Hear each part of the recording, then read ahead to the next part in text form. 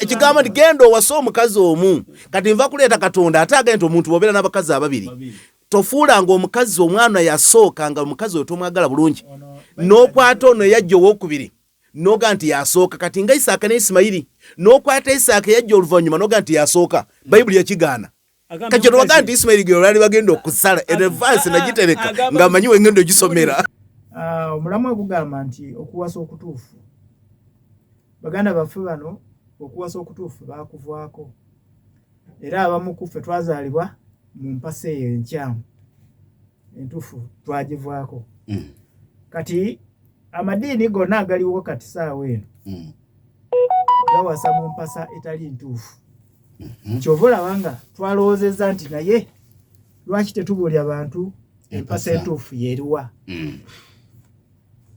Abasinga obungi bawasa ne batamanya nti bayenze ne babeera n'abakyala naye nga benzi bali mu bwenzi.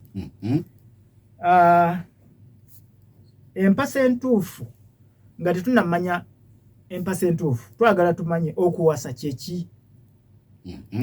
Sebo modoleta abasinga obungi tukola ensobi lwakuba tetumanyi okuwasa kyeki. Omuntu bw'ayogereza omuwala alowooza nti aba akoze eki? Aba awasizza. Oba tonaba. Kati kasooke tulabe okuwasa tujja kusanga mu lubereberye. Essuula ejja kuba lubereberye essuula 2:18. Nze nkusi. Sebo. Okutta ekitabo. Mazemu amaanyi. Wadafunzemu amaanyi gatya? Amaanyi gamazeemu. Kutamanya. Kwe kutamanya. Yes, sir. I'll go picking. Tizendiko mwoyo wa Katonda. Kati fabenjiri. Yetata. Fo tulina okulaga abantu. Omuntu omukulu. Ye byatamanyi. Musomere ekitabo. Uliriza. Musajja benjiri. Era wano mu ggwanga wano. Yetata. Uliriza. Abakulembeze b'amadiini bonna ojja kwogera mu time yo ati kati gwe omaze okumalamu ebiseera ebibereberye mu Beka 18 atabudde bw'onoowulira bw'oti saawa eno 28 atayitamu olikola otya bw'atayitamu olibeera otya nze kusasola awagira atagenda ayitamu kale tugenda kutuula awo imwe ku magezi babasajja nga basaidi ng'esaidi beteserese kumubba lubereberye essuula emu 2:18 kansome Mukama Katonda nayogera nti si kirungi omuntu okubeera yekka n'amukolera omubeezi amusaanira. N'amukolera omubeezi amusaanira. Somo olw'Olwabirimu nalwo wenyini wawo. Mukama Katonda n'aleetera omuntu otulo tungi niyeebaka n'amugyamu olubiriizi lumu n'azaawo ennyama mu kifo kyalwo. Mukama Katonda n'azimba olubiriizi lwajje mu muntu okuba omukazi. Tumaze okulaba ensonga lwaki Katonda yakola omusajja omukazi si kirungi. Ekirala wa omukazi we yamujja mu lubiriizi. Kati okuwasa kamalize wano kati n'ate omukazi n'amuleetera eri omuntu aleese omukazi kakati genda ku 2:3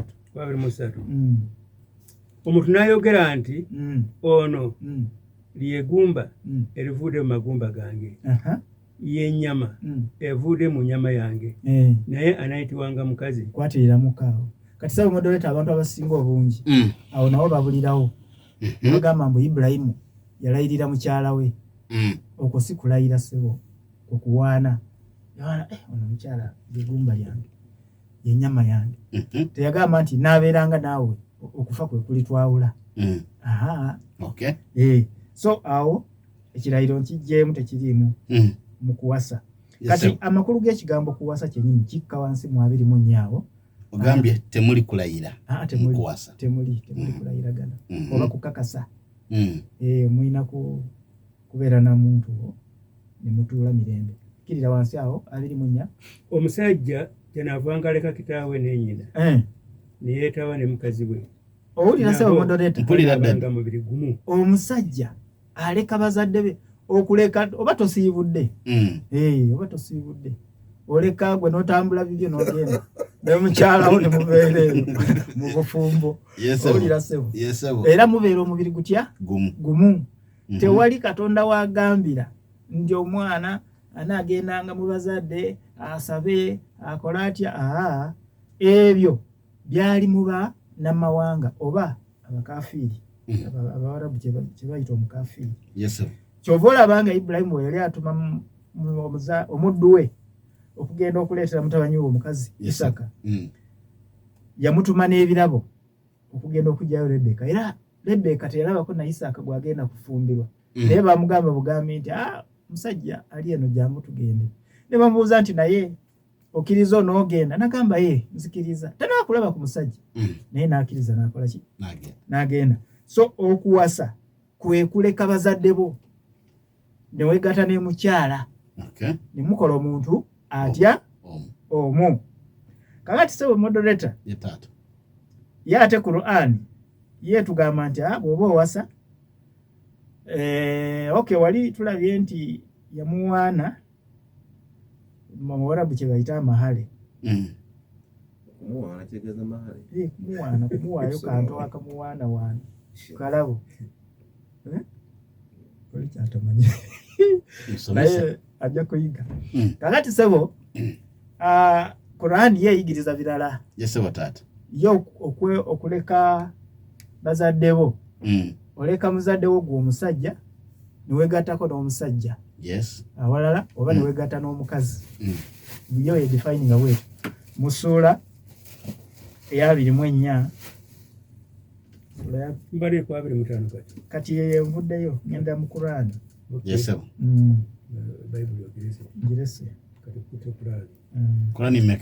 Qur'an essuula ya 24 aya tujja kusoma ya 32 tolina tukola bubi Qur'ani yaffe oba wagitunda emini wagisuula eri waka abazukulu ne bagondi ba brother abasiraamu basoma omusomesawo naye oleeta n'omusomeranga kuba essuula ya 24 aya ejja kuba ya 32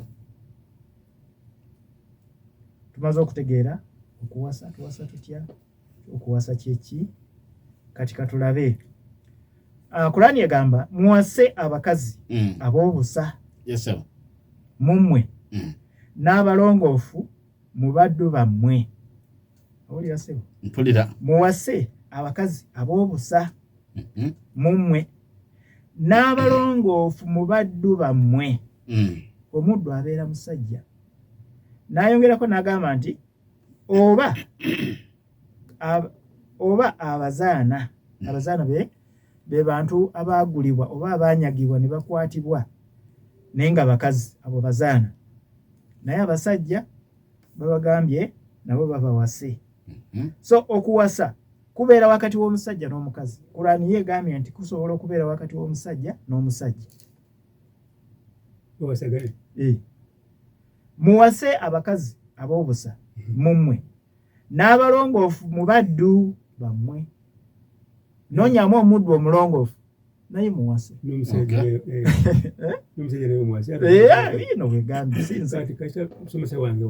Qur'ani ate musomesa we yawandika Qur'ani ayanukula ki Qur'ani amaze okwogera okay ayinza okuba profesa w'okukyusa ebyawandiikibwa basiga kaakati sebo moderator bwe tuba tweyongeddeyo tujja kuzuula nti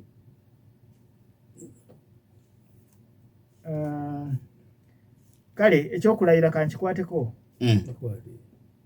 tujja genda mu Matayo essuula 5:33 paka ku 34 ngewagamba batya Matayo 3 tulabe okulayira kuno agambye 5:33 bagamba bwe bati okulayira kuno kutuufu mu kuwasa oba tekuli kitundu ku kyo mwawulira ate abedda bagambibwa nti tolayiranga bya bulimba naye otuukirizenga Mukama by'olayira.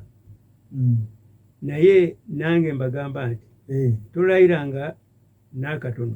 Kati ye Yesu aganye newankubadde eggulu kubanga y'entebe ya Katonda. Katonda. Abasinga obungi tugamba nti tuli bakristaayo, kitegeeza nti tuli bagobezi ba Yesu Kristo.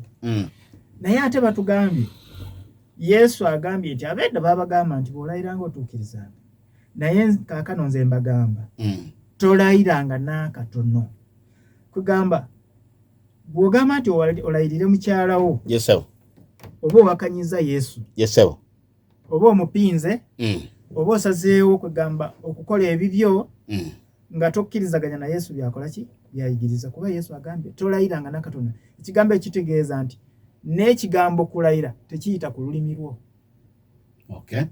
Kati muzeeyi Nkuusi byayigiriza abantu, bw'ofuna omuwala mala kumugatta ye n'omulayirire, era gwe wekka gwenja okubeeranga naye, era gwe okutuusa okufa kwe kulitwawula. Ebyo Yesu akoze ki? Abiganye, tomulayirira. Kati bagenda ne babitabula mu Malaki essula 2. Malaki muzeeyi bani ababitabula bennyini bano ne baddira ekigambo kulayira ne bakifuula endagaano. Ebigambo ebyo bibiri bya njawulo, okulayira n'okukola ki n'okulagaana. Nze isoma Malaki 2 tandikira ku 15. Era tiyakola omu newankubadde nga alina emyoyo gyafuikawo, era yawokolera ki omu? Yali nga anoonyeza eritya Katonda. Kale mwekuumenga emyoyo gyammwe, so tewabaawo akuusakuusa omukazi omuvuka we. Kirira 16 kubanga nkyawa okugoba abakazi. Kati wali mu 15 Katonda agambye nti yakolera ki omu. Kyategeeza nti mu kuwasa olina okuwasa omukazi atya omu. Era Kurani naye kisemba negamba nti Katonda bwe yali atonda yabatonda mu peya, kisajja naki n'ekikazi. Ensula 7:8 ey'omunaana tunaba tutuseeyo naye tujja kusomayo. So wano somako 14 wenyini awo. Kubanga Mukama yabanga mujulirwa eri gwe n'eri omukazi omuvuukawo, bwe gwakuusakuusa newankubadde nga ye muno, era omukazi walagana naye endagaano. Kati okulagaana endagaano tekiriimu kulayira. Sebo moderator bwe tulagaana nti buli Tuesday tujja kujjanga wano tukole ki tuyigirize mu ddaawa, kwegamba tuba tulagaanye tukizaganyiza naye tetukakasizza. Kati bwe tukakasa tujja ne tusayininga tugambe endagaano tugikoze, tulina okubanga tujjanga era ne tukakasa ne tuteekako n'emikono oba binkumu n'ebyo ebyuma bye bateekako ebyo ku mikono edda bye baakozesanga. Naye bwino bwe yajja kati ebyuma tebikyalina mugaso, bikozesebwa na mbizi oba ngundi ndogoyi ngezo bye bateekamu. Naye abantu kati basayininga. Therefore okuwasa kulina enjawulo, okulayira kulina enjawulo n'okulagaana. Kino kijjirawa? Genda mu bikolwa Kings Bassekabaka ekyokubiri essula 11:4 ajja tulaga berusembayo ate oli mu dakiika 14. Yes abadde ngansomesezza naye kasita omulamu wangu singe abantu bategedde njaku. Bassekabaka ekyokubiri essula 11 olunyiriri olwokuna. Bassekabaka ekyokubiri essula 11 olwokuna. Awo mu mwaka ogw'omusanvu Yekoyaada n'atuma n'akima kanziremu.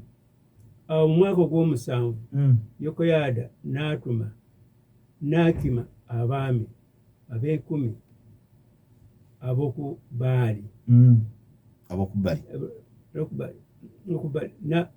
n'abambowa n'abaleetera gy'ali mu nnyumba ya Mukama, n'alagana nabo endagaano, n'abalayiza ekirayiro mu nnyumba ya Mukama, n'abalaga omwana Obwakabaka. Ndowooza owulidde ebigambo waliwo bibiri ne balagaana era n'akola ki n'abalayiza. So ebigambo biri bibiri bitambulira wamu. Oyinza okulagaana n'otolayira. Ono yabalagaanyisa era n'akola ki n'abalayiza. So okulayira kutambulira wamu n'okulagaana naye si kyekimu, bya njawulo. Kyenjagadde abantu bategeere. Mpozzi Kurani yegambye nti muwase abalongoofu. Kirabika okusinziira ku hadiisi eno volume 2 namba ya 5 541 agamba nti abakyala basirusiru bazibu era be bagenda okusembayo kugamba kuyingira obutono ennyo mu kingdom mu bwakatonda. Ndowooza kyava wali agambye waggulu nti kati wakiri munoonyemu abasajja abalongoofu abaddu mukole ki muwase. Kiyinza okuba nga kyekyo kuba kati alabamu obuzibu mu bakyala. So okuwasa mu Quran mu Busiraamu buzibu kubanga abakyala bazibu nnyo boyinza okusanga baki abalungi abalongoofu. Kyava abawa amagezi muwaseeyo mu baddu abalongoofu. Sebo moderator kankwatirire neyanziza نعم بالله من الشيطان الرجيم فانكحوا ما طاب لكم من النساء مثنى وثلاث ورباع فإن خفتم ألا تعدلوا فواحدة وقال أيضا فانكحوهن بإذن أهلهن إلى آخر الآية. والصلاة والسلام على نبينا محمد مصطفى صلى الله عليه وسلم. Amatendo amajuga Allah subhanahu wa ta'ala. Allah tumwebaza olwakadde kano katuwadde nate akalungi. Ababitiwa abatuliriza nja kwebaza baganda bange namwe muzeeyi wange ono kubeera nti webatiwe basobodde okubeera nti nabo boogera ku nsonga eno ey'okuwasa. Simanyi oba abawuliza bagifunyeemu be banaatubuulira be banaamanya. Kansooke ne aya Moses gy'asomye jjukira luleera egisoma. Aya eyo yali eyogera ku bantu abateesobola, abantu abawambibwa, abazaana. Abazaana tebabeerako ababafuga. Kitegedde? Tebabeerako abafuga. Abazaana kasita mubawambamu abakola ki? Ababafuga. Era abazaana abo mu aya endala Allah subhanahu wa ta'ala essula y'okubiri aya 2:21 bwe yali atuwa amateeka g'okuwasa yagaa nti wala yatandikihu mushirika. Temugezaako kubeera nti muwasa bamushiriku abagatta Katonda n'ekintu ekirala. N'agaa nti abazaana basinga wakiri muwasa bazaana bano bawusigaalo basinga bali niwankubadde nga babasanyusiza. Katonda yayongerako n'ayongera ku bakyala ku bawala baffe abasira n'agaa nti nammwe temufumbirwanga omuntu yenna mushiriku okujjako omuddu. Kitegedde? Kati aya eyo yegatta n'ebyo byagattagatta. So abaana baffe tusobola bafumbiza abaddu abo singa tubadde tubalina abawambi ng'olaba obuvuka mulungi ng'ali waka. Mu kifo kya Sumaya okugenda okufumbira omusajja n'aggaga nga mushiriku ono yasinga. Kyava Allah ekigambo ekize muwasa abawala babayise bambejja abazaana n'abavubuka. Kitegeeza ffe tubawasaamu abawala n'abavubuka mu bo naffe ne tubafumbiza abawala baffe. Aya kye yali etegeeza. Kitegedde? Bikula essula y'okubiri aya gwe bw'oyogedde sigaye nti olimbye.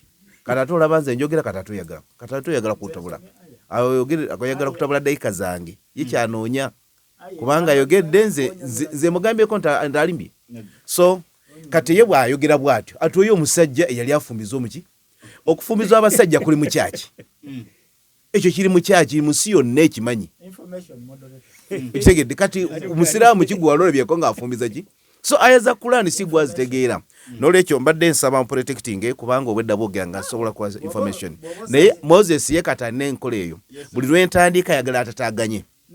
Kitegedde? N'olwekyo eyo aya emaze sinaba muzigiti gwawa ate sikyoweddeko information kati noli kyembadde njagala obeere mu kirasi ekyo nkirese nga owanise edda ng'osaba information kati atoga nti njagala kuwa kati ki kyowanikiddeko information noli kyokuntabula owekitiibwa toliiyo mbadde nkusaba okole ki osirike okitegedde so aya kyeyali etegeeza abawasa abasajja bali Canterbury ekkanisa emanyiddwa mu nsi yonna ne mu Uganda mweziri eziwasa abasajja ensi yonna nolwekyo Moses ebisiyagamba bibiri mu Bayibuli yagala okuleeta mu Kurani tebiriyo ekyo nga kiweddewo ekitiibwa bawasa batya Allah subhanahu wa ta'ala atulagidde mu sura y'okuna muze yava gisoma naye nga atasomye aya kusatu yasomye esoose Katonda agaye nti muwasa abakyala ababasanyusizza eryo etteeka liragidde kuwasa baganda ffe bawugedde mu Bayibuli bigambo bingi teriiyo Katonda wagambira mu Bayibuli genda owase ekyo sindaba kiwulira era muteeketeke mudeeke ebiri bajja bawaayo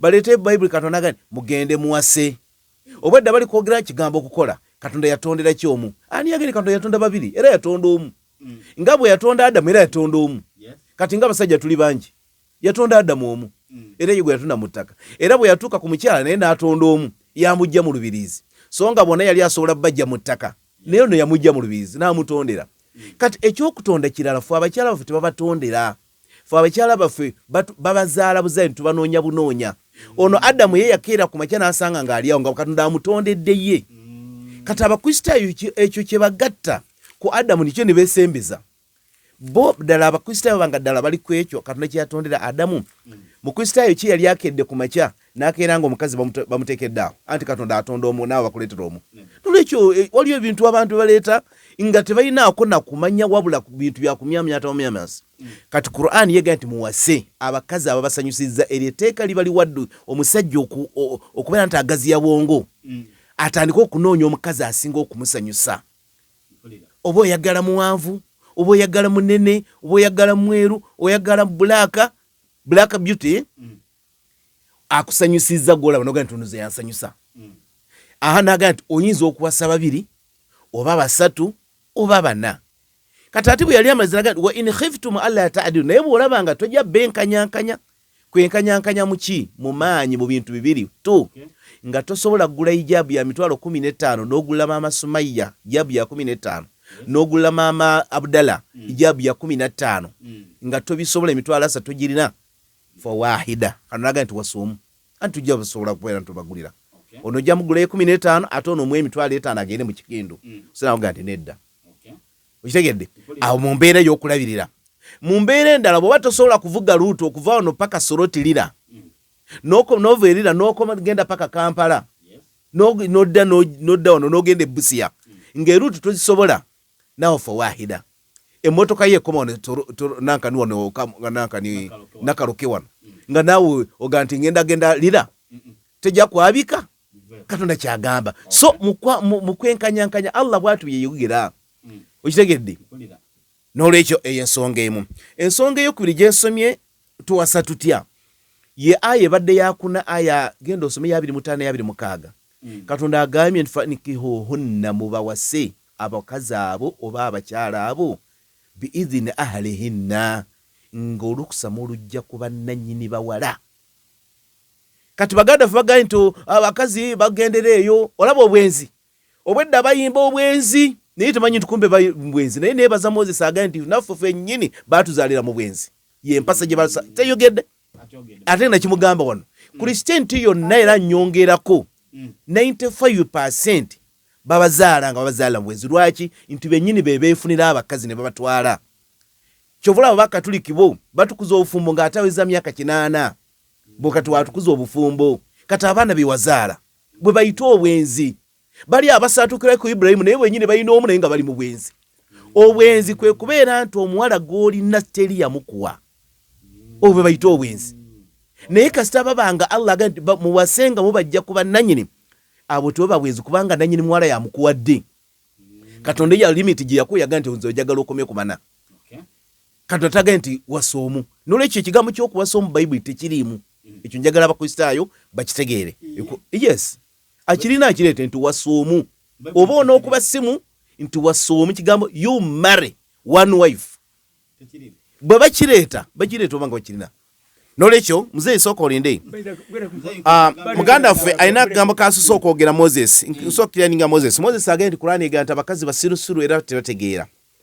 naye nga natusomedde bwino nze bwino wuno kamusome ndowooza olaba hadisi ogira nze nambameka era hadisi ki eva kwani biki uliza nze kakusomera Bayibuli mwama abalinamu mwandike Bayibuli Isaaya 27:11 Isaaya 27:11 gamba nti amatabi gaamu galiwogolwa abakazi balijja ne bagookya kubanga be bantu abatalina magezi kyekivumye si Bayibuli be bantu abatalina magezi uliza eyabakola si ye Katonda kyaliva alimu okubasaasira mukusita uliza manyi bano be babireeta bano tusoma bira baagala kusaatukira birala kaze kamukubira ddala kitegeere kyebali Katonda tagenda basaasira era eyababumba ne bongerako talibalaga kisa Katonda kati omukyala wegendereza ndozo ebesiru kati ojja kuleeta abagezi eyo ensonga ng'ewedde ensonga ey'okubiri Katonda agaba bakazi kabano kambasookere waggulu balyoke bategeere Samwiri ekyokubiri 12:7 waga nti awo Nasani n'agamba Dawudi nti yegwe bw'ati wayogera Mukama Katonda wa Isirayiri nti Katonda yayogera nakufuka kwa amafuta yafuka ku Yuda ku Dawudi okuba kabaka wa Isirayiri n'enkujja mu mikono gya Sawulo n'enkuwa ennyumba ya mukama we n'abakazi be bonna nembakuwa mu kifuba kyo wanamubadde ki ne bomalayo alinga ayagamba abimanya ate nga tabagira biriwo kana bo banga biriyo bikuyamba nembawa mu kifuba kyo okuba bakazi bo n'ebyo n'ebisigaddeyo byonna bitono nandikongedeko bino na bino kati wagasizaje ate emaleyo ki kakumala biseera Katonda agaba ki agaba bakazi wante tumanyi muwendo gwali gumeka okimanyi ekyokubiri mu nsonga y'abakazi wuliriza ate agandi yamunenya kuwasa bakazi bangi Moses nabakuntabula nawe nebakuntabula Katonda agaba bakazi kyenjogere ekyokubiri Bayibuli yonna eno mbanga tuna bakwetegendera tuli mu mateeka g'okuwasa erimu obwenzi bwe businga obungi yes Bayibuli etegeeza mu Yokaana egamba nti Yesu ye mpologoma ya Yuda muzeeyi si bwe kiri muzeeyi yogera wano kituufu Yesu mpologoma ya Yuda sembera wano kituufu mbuzabuuza nti ebyamwoyo ambuuza nti mpologoma ya Yuda tujja kubitegeera nja kunyonyola kyeki mpologoma ya Yuda yasinga abantu bonna yes Yuda yani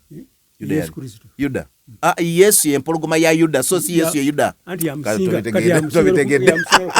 tategedde Yuda ono mutabani wa Yakobo ono Yesu ava mu Yuda era Yesu ekika kye kya Yuda naye Yuda ono yalina avuuka basatu n'abawasiza omuwala ovubuka eyasooka n'afa nga tamuzaddemu bw'afa taata n'amugamba nti mwana wange owokubiri genda eri mulamu wo tufune omwana omuvuka bwe yagenda Bayibuli erina ebigambo byeyogera wano bwe yali agenda okuteeba egoolo n'agikuba ebweru bweti bweyogera nga bwe nkutegeeza abategedde mu kikadegedde eyogera bweti yakubira ddala kati nze nsikyusizaamu bwe yali agenda okuteeba goolo n'akuba ebweru naye n'afa nga tamuzaddemu owookusatu era naye taata n'amugamba nti yingira eri mulamu wo ali awo bwereere era naye bwe yagenda naye kati lwaki nteeba goolo bwe nteeba ono mwana si wange bo bakibalanga nti si wange anabazaalidde muganda wadde yafa era naye n'ateeba egoolo n'ateeba wabweru